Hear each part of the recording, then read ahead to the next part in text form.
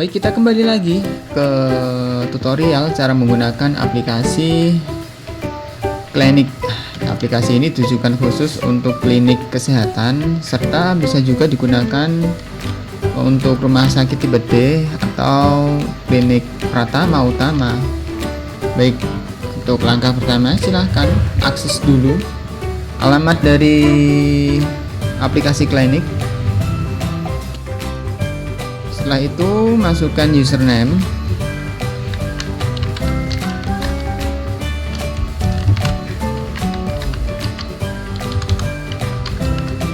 lalu masukkan passwordnya.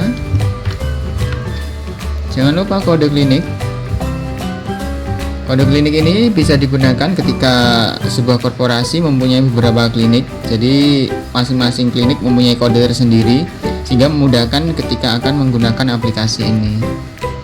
Setelah itu klik tombol masuk. Nah, di sini akan tertera berbagai macam statistik, mulai dari jumlah pasien, pasien umum, pasien BPJS, pasien asuransi, serta penjualan obat di sini akan tertera. Untuk menu-menunya, setelah dashboard ini ada transaksi, rawat jalan, farmasi, radiologi, serta laboratorium.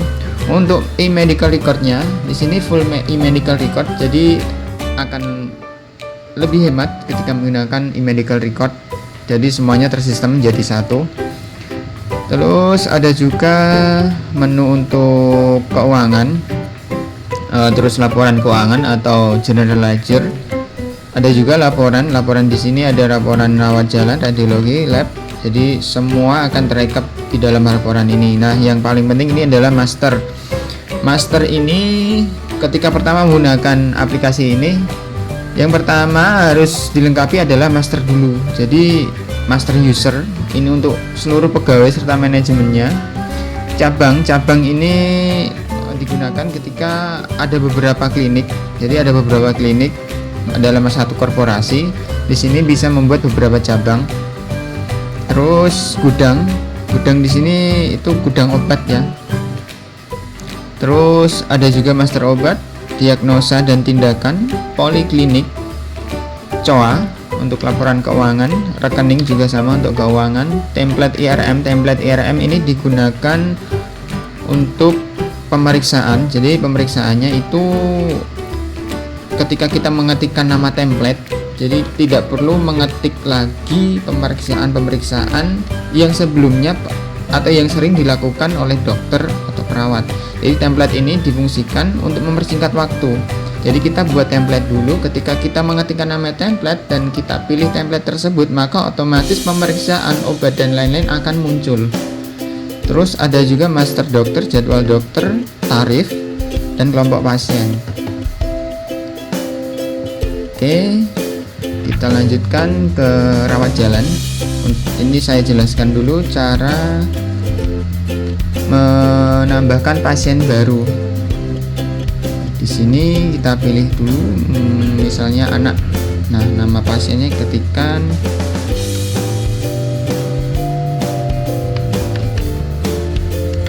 contoh, jenis kelaminnya, tempat lahirnya,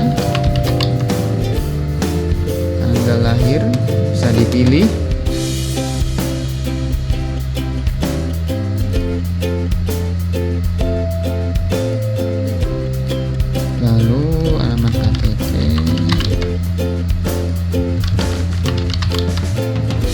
Provinsi, silakan klik tombol warna hijau, bisa di search. Klik tombol P jika akan memilih. Kabupaten,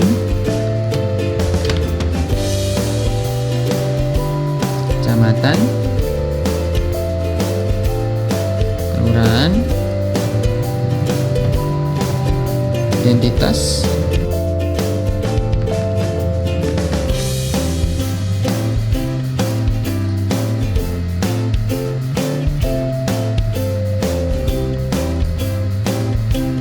setelah itu jangan lupa disimpan.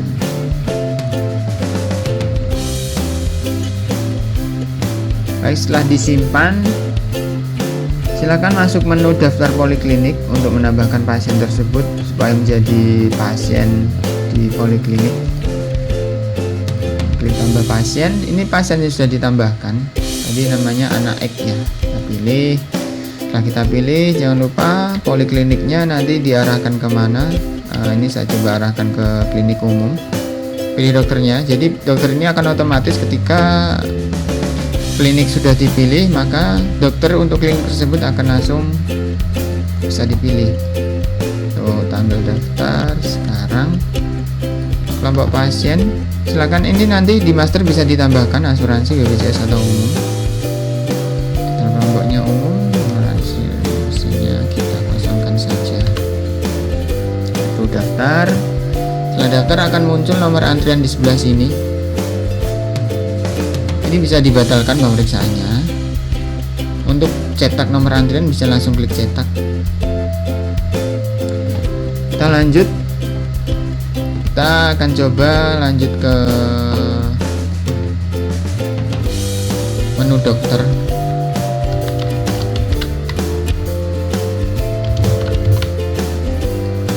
Menu dokter ini sendiri akan digunakan sebagai dokter ketika akan melakukan pemeriksaan pada pasien.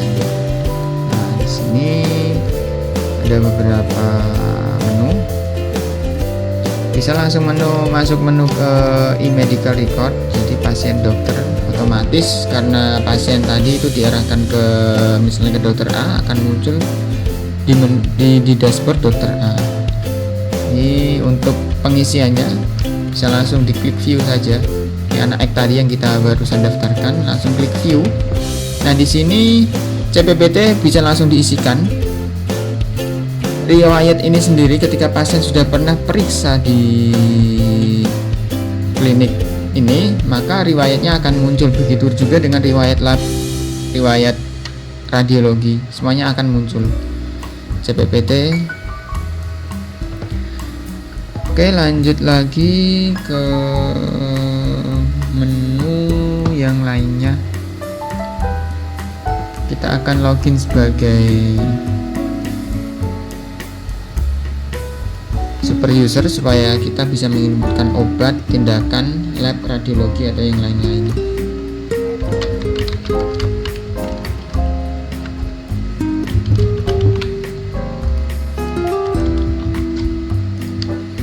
Oke, kita masuk ke menu manajemen. Untuk menu rawat jalan sendiri kita bisa masuk ke menu kasir. Ini kalau sudah selesai semua kita bisa langsung lihat pasiennya ini. Nah, ini bisa dipilih. Kalau memang sudah selesai bisa langsung klik bayar tagihan seperti itu. Terus kita masuk farmasi. Di sini ada penjualan obat. Terus ada menu radiologi. Nah, ini akan muncul pasien radiologi ketika ada orderan dari dokter menuju ke unit radiologi. Sama begitu juga dengan laboratorium. Lab ini akan muncul karena ini pasiennya belum diorderkan lab. Nanti pasien bisa muncul ketika ada order dari dokter. Baik, selanjutnya akan saya jelaskan tata cara pengisian master. Jadi master ini sangat penting ketika kita akan menjalankan sebuah program, karena program ini pada dasarnya belum ada masternya atau kosong, jadi kita perlu menambahkan ada user dan lain-lain. Oke, kita masuk sub menu yang pertama yaitu master user.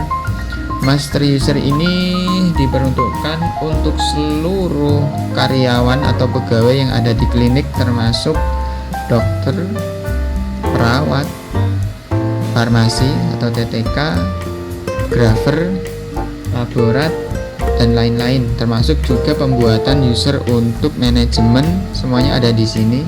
Kita bisa ketikkan nama user, password, nama lengkap, dan pilih hak akses. Nah, akses ini sendiri untuk manajemen. Untuk manajemen ini adalah top user atau super user. Jadi dia bisa membuka semua menu. Kasir ini dikhususkan untuk kasir. Terus ada juga kasir koordinator. Untuk bedanya, untuk kasir ini hanya bisa membilingkan. Untuk kasir koordinator ini dia bisa membatalkan juga. Terus ada dokter, perawat, rekam medis, laborat, radiologi, dan farmasi. Oke, kita masuk ke cabang. Nah, seperti yang saya jelaskan di awal tadi, ketika dalam satu korporasi mempunyai beberapa klinik, kita bisa menambahkan beberapa cabang, beberapa klinik yang nantinya bisa kita akomodir dalam satu sistem. Cuman nanti datanya kita pisahkan. Terus master gudang. Nah, gudang ini adalah diperuntukkan untuk gudang farmasi. Terus masuk obat. Nah, obat ini kita bisa tambahkan nama obat, jenis obat, kapasitasnya berapa, asal obatnya dari mana, suppliernya maksudnya, terus kategori obatnya dan satuannya. Terus lanjut ke diagnosa dan tindakan. Untuk submenu diagnosa dan tindakan ini kita sudah sediakan ICD-10, jadi tidak perlu menambah lagi. Terus ada juga poliklinik. Jadi dalam satu klinik, kita ambil contoh klinik utama, di situ kan ada beberapa klinik. Kita bisa tambahkan entah itu klinik umum, klinik penyakit dalam, klinik obstetri dan ginekologi, atau klinik yang lain.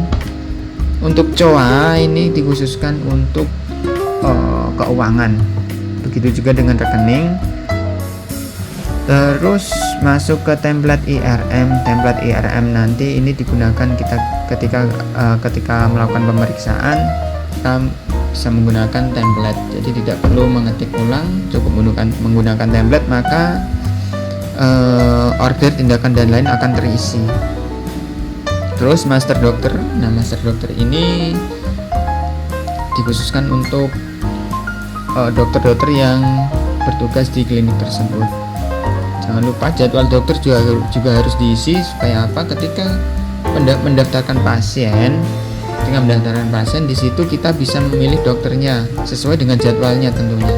Jadi di sini kita bisa memilih. Terus tarif ini penting, kita bisa menambahkan kelompok tarif lewat sini. Ini sudah saya berikan contoh, ada beberapa tarif, yaitu tarif asuransi, BPJS, dan umum. Nah, di sini kita ambil contoh tarif asuransi. Ini bisa ditambah. Ini untuk edit, tambah.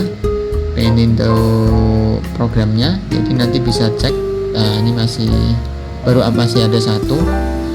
Terus untuk penambahan kita bisa klik huruf T ini yang warna biru. Ini bisa pilih jenis tindakannya itu untuk rawat jalan, lab, atau radiologi. Nama tarifnya apa bisa diisi. Jasa klinik. Jadi di sini pemisahan jasa sudah kita berlakukan. Jasa klinik, jasa pelayanan, nanti semua yang kita ketikkan di sini akan masuk ke dalam kolom total. Setelah itu pilih tanggal berlakunya, mulai tanggal berapa, dan tanggal berakhirnya atau disabelnya, dia berakhir sampai tanggal berapa bisa dipilih. Karena kita harus menyesuaikan tarif, karena setiap tahun tarif pasti akan berbeda. Terus kita masuk kelompok pasien. Nah, kelompok pasien ini ada beberapa jenis, bisa masuk asuransi, BPJS, dan umum. Nah, asuransi sendiri di sini kita bisa tambahkan karena ada beberapa macam asuransi. Oke, nama customernya misalnya InHealth. Anaknya kita pasangkan.